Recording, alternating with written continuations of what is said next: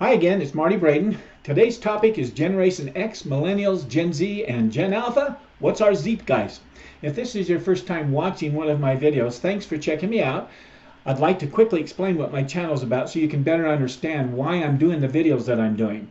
As I'm sure you've noticed, I'm not a professional YouTuber with a staff that produces fancy high-techy production videos, but I think you're still going to find them to be informative and most of the time quite interesting. The video topics or review on my channel are all coming from my book that I published titled An Atheist Delusion. It's my Latter-day Saint perspective on Richard Dawkins, the atheist book, The God Delusion. Richard, as you know, is an atheist evolutionary biologist, and he said, quote, "The purpose of writing his book was to make atheists out of all of us."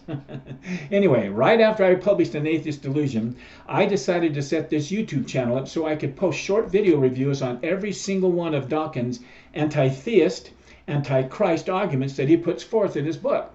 And as I said, his goal was to show the probability for God's non-existence. And my goal is to show the high probability that he does exist. So far, I've posted 104 videos rebutting his arguments and will continue to do so until I finish the remaining 2.5 chapters that I have left. The video you're watching now is part 106 in my series of videos. With that said, let's go ahead and pick things up where I left them off last time, right here at the subtitle titled The Moral Zeitgeist. Richard began this subtitle by saying, "We do not, even the religious among us, ground our morality in holy books, no matter what we may fondly imagine. How then do we decide what is right and what is wrong?" Richard says. Richard continues, "The majority of us don't cause needless suffering. We believe in free speech and protect it." I have to pause. Man, there is so much struggle with free press and the college campuses. And we protect it? Are you kidding me? Continuing on, "Even if we disagree with what is being said." I wish that was the case, Richard. I so do. "We pay our taxes," Richard says. "We don't cheat. We don't kill. We don't commit incest. We don't do things to others that we would not wish done to us." Man, do I wish these things were true. He continues, "Some of these good principles," I call them objective morals because that's really what we're asked to do and to be, "they can be found in holy books, but the holy books do not supply any rules for distinguishing the good principles from the bad." Well, we shall see. Richard calls these good principles consensual ethics, another name for subjective ethics, and he says of them, quote, "They produce rather similar results to each other, and what they produce is characteristic of the times in which they happen to live." Richard then relates a list of what he calls the new 10 commandments, which he found on an atheist website, which he described as, quote, "This little collection is not the work of a great sage or prophet or professional ethicist. It is just one ordinary web blogger's rather endearing attempt to summarize the principles of the good life today. The whole point is that it is the sort of list that any ordinary, decent person today would come up with." Well, keep this in mind as I read the list here. Richard then gives his own short list of new commandments that he would add to the new 10 commandments other atheists have put forth. See if you think they sound like commandments of someone designing their own God and what they think he should be, even a God after their own imagination, including his or her own laws that they want to live by, a life without guilt or fear of punishment, a life where they can avoid having to live under the laws of a living God and his restrictive 10 commandments. The following is a list of Richard's new 10 commandments. He's added these few to the list. "Enjoy your own sex life, so long as it damages nobody else, and leave others to enjoy theirs in private, whatever their inclinations, which are none of your or God's business." That's a nice way to put the commandment. "Do not discriminate or oppress on the basis of sex, race, or as far as possible, species. Do not indoctrinate your children. Teach them how to think for themselves, how to evaluate evidence, and how to disagree with you. Value the future on a timescale longer than your own." I find this short list offered by Richard to be quite revealing. In my mind, what he and other atheists have put forth are simple lists of their own subjective standard of so-called moral values and what they think would be a foundation for living a good and happy life. For them, there is no objective standard of morals. But if this is Richard's suggested way for everybody to approach the question of morality, it fails as an objective standard for living and socializing with each other. There's only a subjective standard here. And in my mind, this subjective approach would, and in fact has opened the door to all kinds of societal conflicts caused by the differences in opinions and priorities that everybody else feels one must follow. And that, like I said, is ultimately leading to absolute societal chaos. Today it's called social justice. I would have you consider what the issue of transgenderism and LGBTQ plus pronoun demands, as well as any kind of wokeism for that matter, is currently causing in almost every society throughout the world today. It's causing absolute chaos in our social order. Next, Richard mentions slavery, a woman's right to vote or lack of such rights, both issues due to the society regarding them as property. Richard offers the story of Abraham and his offspring of his son Isaac as a offering of his son Isaac to a human sacrifice. Though the angel stopped him, as an example of child abuse is what he thinks it was, and if he had not been stopped, he says, he would have committed first-degree murder, end quote. Some scholars suggest that Abraham's son, Jacob, was a young man in his early to mid-20s, and not a little child, and as such could have overtaken his father, who was going to sacrifice him, but he chose to submit to his father's will, believing his prophet father could raise him back from the dead by exercising his priesthood power and authority. If you don't believe this part of the story, I would have you go and read this verse in the book of Hebrews, but I have listed it here for you, so I'm going to read it to you who are watching this. It says, Hebrews 11:19, accounting that God was able to raise him up, even from the dead, from whence also he received him in a figure.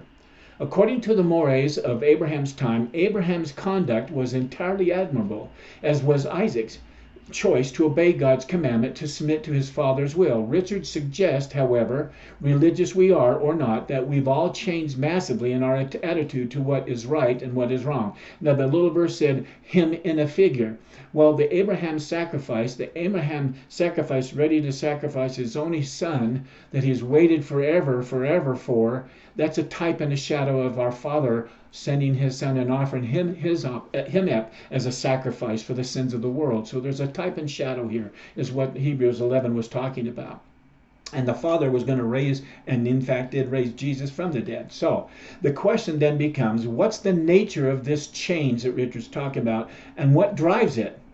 To answer this question, Richard puts forth the word Zeitgeist, which means spirit of the times, and gives several examples of shifting Zeitgeists in our recent history, such as a woman's suffrage and views of African Americans and racism being just two examples of the many Zeitgeist spirit of the times that have occurred over the centuries.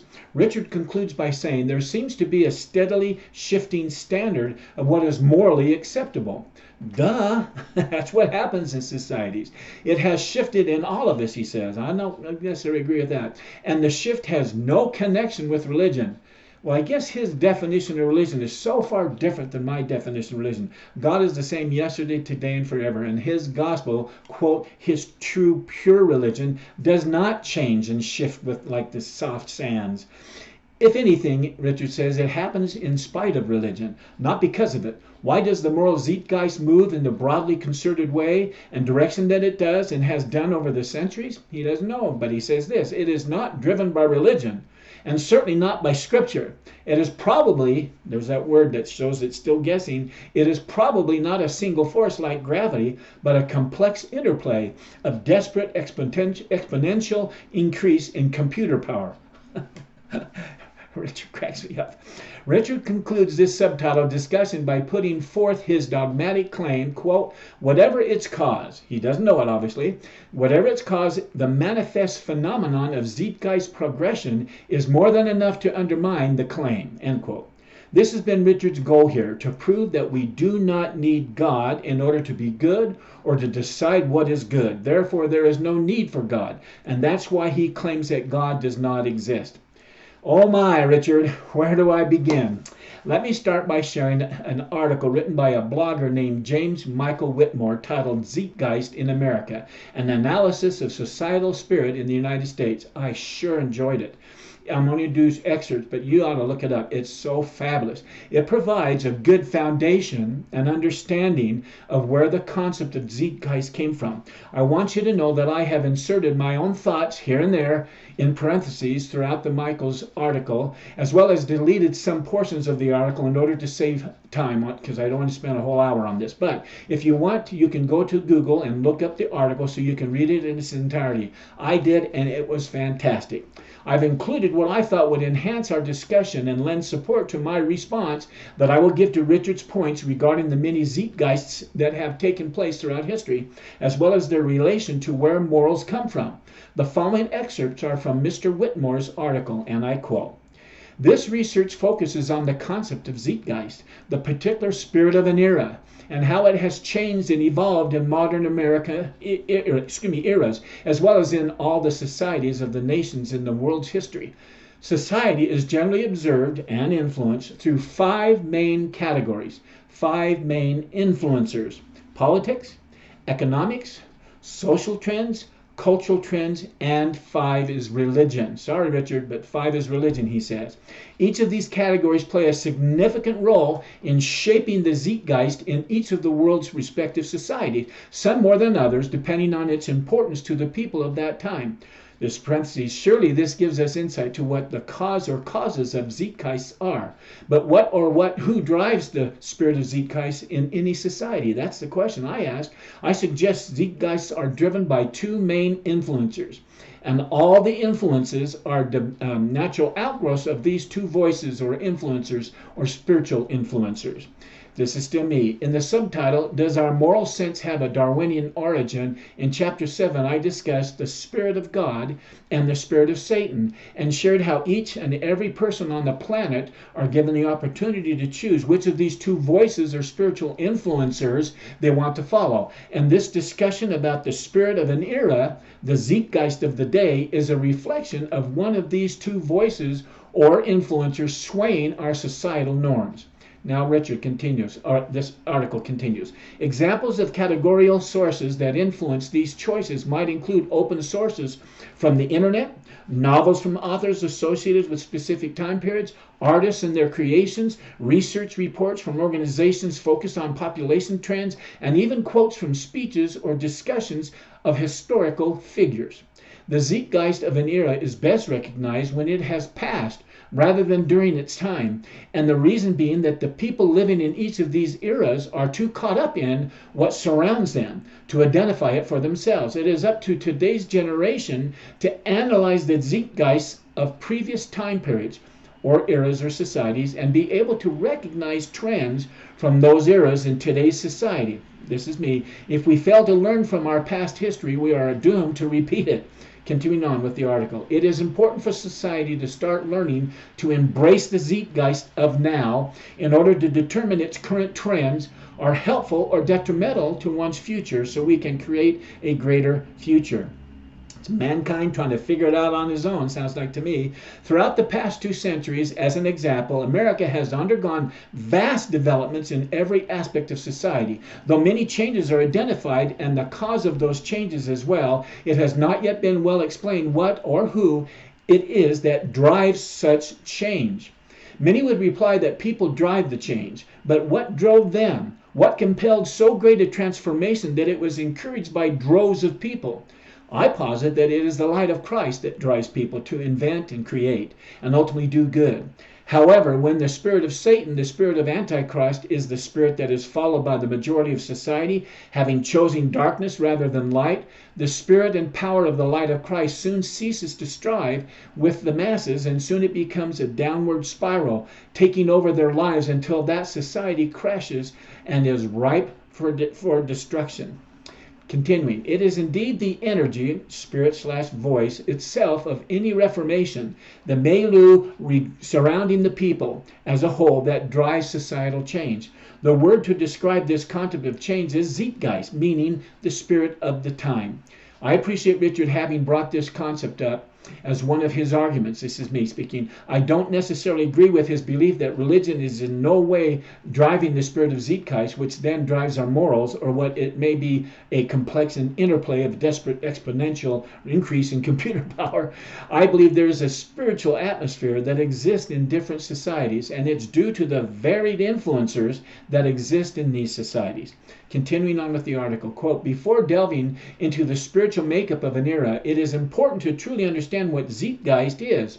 Zeitgeist is a word stemming from the root German words Zeit and Geist, meaning time and spirit respectively. Zeitgeist. This word thus encapsulates the idea of spiritual atmosphere and an incorporeal feeling that shifts and flows through society. Looking back on history, it is rather simple to identify the overall psyche of distinct time periods, the important figures with opinions of the Zeitgeist ideals, and where that spirit led to shortcomings or successes. Here's me. It's the spiritual influence that is accepted and even promoted during any given era. Authors, continue with the article, authors, musicians, artists, and other such influential persons provide the most effective paths/influences towards understanding Zeitgeists of particular eras. This is me. These are people like Prophet Joseph Smith in the 19th century, the early 19th century. Joseph Smith Jr. helped influence and shape religious America and the generations that followed. On the flip side, there's Adolf Hitler as a political despot, or just a monster. In just 26 short years, he inspired an entire country to hate and kill every Jew they could get their hands on. Perhaps the most essential piece to understand about Zeitgeist is its effect on an individual. People are products of the continuum of Zeitgeist that ebb and flow across time and spirit, in the same way that parents instill values on their children. This is me. Richard would call this forcing religion down their throats, or child abuse. Continuing, Zeitgeist promotes its ideals on societies and individuals, meaning influencers also include sources like social media, movies, magazines, and the like. They are all tools of influence that often help drive the Zeitgeist ideals in society in any given era. Social media even calls them influencers. You know, they're an influencer on YouTube or whatever. This makes it far more difficult to comprehend the Zeitgeist of the present rather than those of the past. Being in the Zeitgeist inhibits the ability to clearly understand how its manifestations will affect the future. For example, the 1920s was a time known as by many names as the Jazz Age, the Age of Intolerance, and perhaps the most famous was the Roaring Twenties. Thus, you saw my little picture on my video that had the Roaring Twenties on it. People living in this time period or this era later became known as the Lost Generation, a name popularized by American modernist writer Gertrude Stein of time periods. The name was accredited due to their disillusionment with the world and their disinclination to move into a more settled way of life. The numerous labels given to this time period stand as a testament of the chaotic spirit of the era. Considered the greatest generation, the silent generation, baby boomers, which I'm a part of, Generation X, Millennials, Generation Z, and now Gen Alphas. The end of the Great War created a time where the only thing Americans wanted to do was experience anything and everything. This led to a rush into materialism and frivolousness. Spending skyrocketed, products were mass-produced and sold cheaply, and credit purchases were constant. The latter consumer practice would eventually lead to the economic collapse of the nation. But until then, Americans were too caught up in the Geist to pay any attention to the consequences of their actions. In addition to these economic changes, America was undergoing countless social and cultural developments. Women worked outside the home, were given the right to vote, dressed less conservatively, and were generally seen in a different light than before. In the Harlem Renaissance scene, music evolved into jazz, a form of music best identified by its use of improvisation, powerful rhythm, and the wide variety of dances that came with it. Art Deco was the overarching art form of the decade, with Expressionism and Surrealism close behind. It was best characterized by its use of vibrant color, dominant geometric shapes, and grand embellishment. From this time of vivacity emerged figures who were now regarded with significance due to their contributions during the 1920s. One such man was Francis Scott Key Fitzgerald, an author best known now for his novel The Great Gatsby. Now a popular required reading book in high school, the story provides numerous insights in a variety of societal themes that concerned Fitzgerald. Looking through the haze of the Zeitgeist surrounding him, Fitzgerald criticized the corruption and shallowness of America and its people. According to Fitzgerald, the American dream, a prevalent theme criticized in The Great Gatsby, had long since died. The concept that any person could achieve success and prosperity by hard work and determination had been replaced by the acquisitiveness and short-term satisfactions of society. Let me interject here. This reminds me of the kind of music that are storytellers over the 60s that I grew up in, the 70s and the 80s. Each has their own Zeitgeist theme for the decade. It's just a very interesting thing we're talking about here. Anyhow, Gatsby, the tragic character of the story, is unable to grasp this concept as he holds on to a hope that had long since passed by him. Fitzgerald described this dying dream in his final words of the novel. Quote, Gatsby, I can't even say it right. Gatsby believed in the orgiastic future that year by year recedes before us. It eluded us then, but that's no matter. Tomorrow we will run faster, stretch out our arms farther. And then one fine morning we beat on, boats against the current, borne back ceaselessly into the past. Fitzgerald 180 to 182 in the book, Fitzgerald's words perfectly encapsulate the melancholy that comes with endlessly reaching for dreams and never attaining them. And so it was in the Zeitgeist, or spirit of the roaring 20s, a generation lost in their own endeavors, leading to a future uncertain and unstable. In the most abrupt Zeitgeist change in modern history, the 20s spirit has driven headlong into a harsh reality. October 29, 1929 marked America's industrial descent into the Great Depression. The day of the American stock market crash, now referred to as Black Tuesday, initiated unemployment rates of 25%. Can you imagine? Leaving families broke and homeless. Those who found work or were lucky enough to keep their jobs had to start their savings from scratch. We've seen that in our last 15, 20 years. In this time of crisis, Americans looked towards the government to provide them with support. The president at that time, Herbert Hoover, made attempts to help in the nation's recovery. He believed the answers lied within the people instead of the government. However, his firm belief in self-determination was not the answer Americans were looking for. In 1932, Franklin D. Roosevelt was elected and promised Americans a New Deal. The government took on a whole new role in developing work programs for the unemployed and providing general leave to those in need. This marked the beginning of a political shift that would ripple into the future and change many Americans' idea of government and its role in society. But as it is with Zeitgeist, those effects would not be recognized until decades later. By the arrival of the 1940s, the American Zeitgeist was on a much desired upward trend. Though life wasn't as energetic as it was, a now humbled people lived life in a reasonable and more informed method. This pragmatic lifestyle, however, came with the side effects, for better or for worse, of a society that was far more aware of the world, both near and far.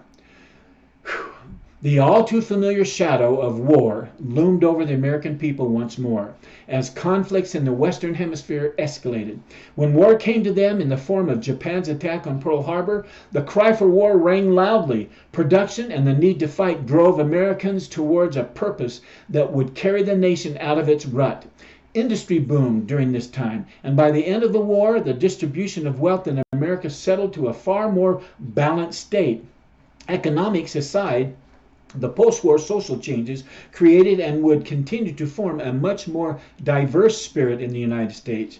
By the 1950s, I was born in 1954, paradoxical views of American society were being communicated across the media, especially with the phenomenon of mass culture. For instance, the beginning of civil rights movements and the fight against the spread of communism showed the growing divisions in American society.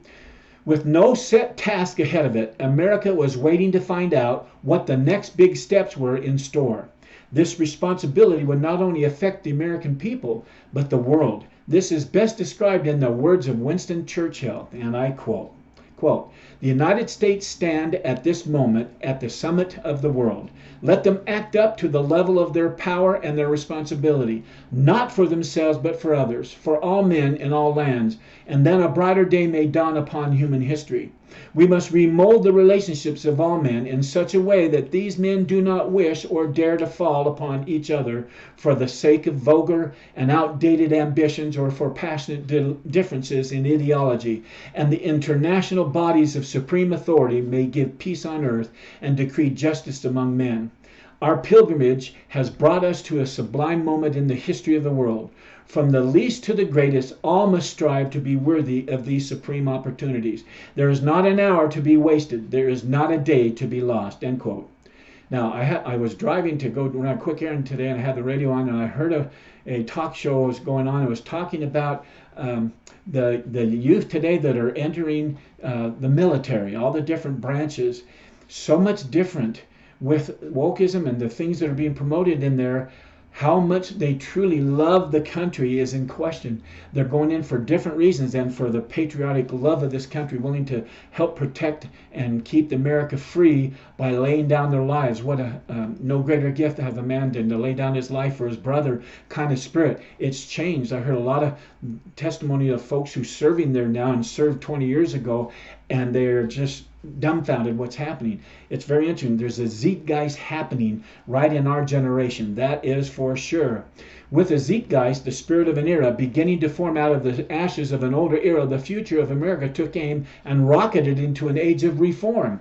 The next 40 years of the United States would result in the largest and fastest growing conglomerate of change in any society. Generation X, the people born after the baby boomers, were the ones responsible for this change. See what a generation, the power they have? Today's influencers are the Z generation. For a general idea of the difficulties in analyzing this period's Zeitgeist, author Paul Taylor wrote in a research report, quote, and before I make the quote, I want to mention this, it can take just one generation for them to give up spirituality and the belief in a God, and it goes down a whole different rat hole. Just one generation of people infiltrating and teaching the youth in our schools and our college systems for that 25 years and change the whole direction of a country where you may not even recognize it. That's what we're seeing today. Now let's read the quote. Generation X has a gripe with pulse takers, Zeitgeist keepers, and population counters. It says, we keep squeezing them out of the frame. This overlooked generation is often missing from stories about demographic, social, and political change. They're smack in the middle of innings of life, which tend to be short on drama and scant on theme. Generation Xers are bookended by two much larger generations, the baby boomers ahead and the millennials behind them, that are strikingly different from one another.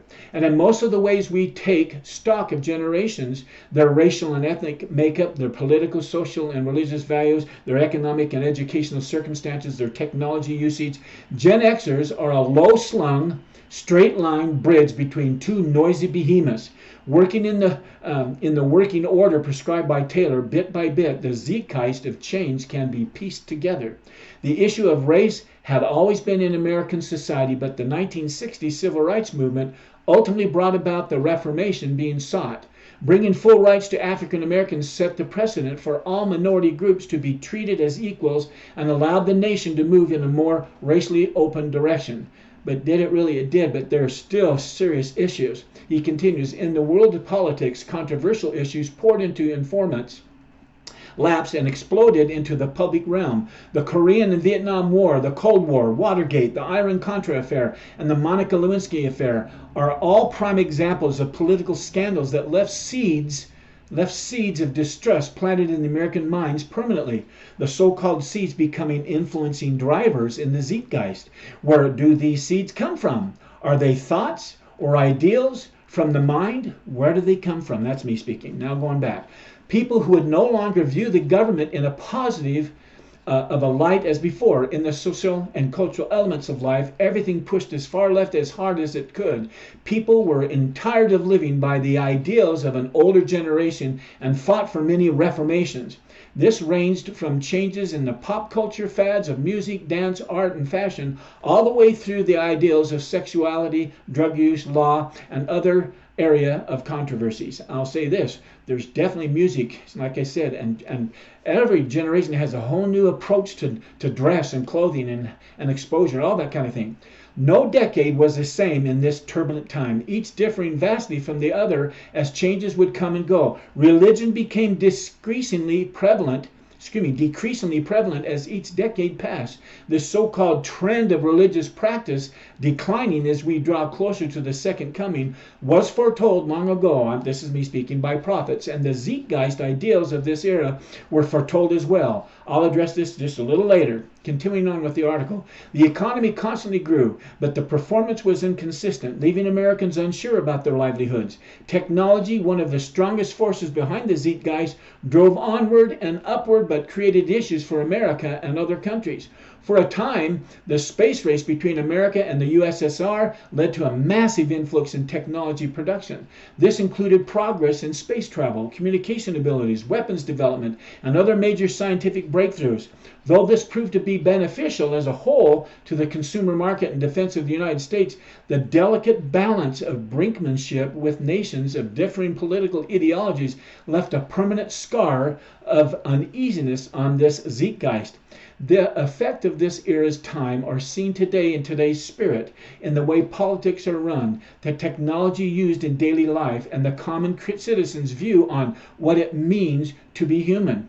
Quite simply, the people who invented the 21st century saw things differently. The hierarchical systems did not encourage this different type of thinking. This produced an anarchic mindset that is great for imagining a world not yet in existence. This is me. Consider the trends taking place at this very moment. Take a moment. Wokeism, Black Lives Matter, Antifa, extreme right-wing terrorism, gender ideology, the trans movement with all of its gender dysphoria and pronoun demands, and on it goes. Each trend, or what I would call issue, coming forth from one of two foundations, the secular foundation of man's word and the theist foundation of God's word, both helping to define our era's Zeitgeist. Continuing, as seen through the observations of history, all people are framed by the Zeitgeist. The true question of the matter is whether or not society will be able to one day transcend it. Can it be seen, and can a nation steer itself on a path towards potential and construction? For now, the answer remains hidden, as it is with all Zeitgeists that have preceded it.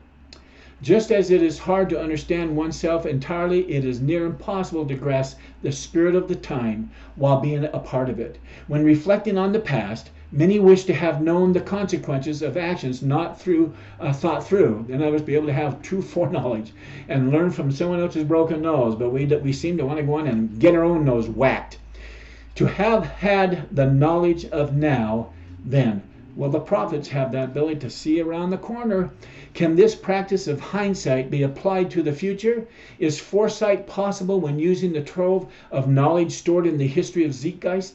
If society learns and listens to the wisdom found in its Zeitgeist, it can become possible to predict the Zeitgeist of the future. It is the responsibility of today's generation to shape that future as best as it can. While the plot of the future may change, let the theme echo through the ages.